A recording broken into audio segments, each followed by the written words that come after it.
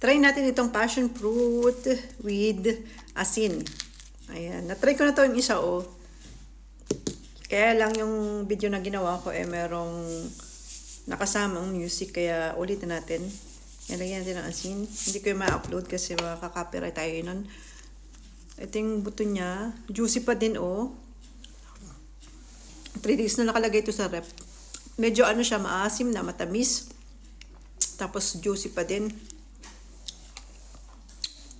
Kasi merong iba nito na sobrang asim kapag hindi pa hinog na hinog. Cheers! Tingnan nyo.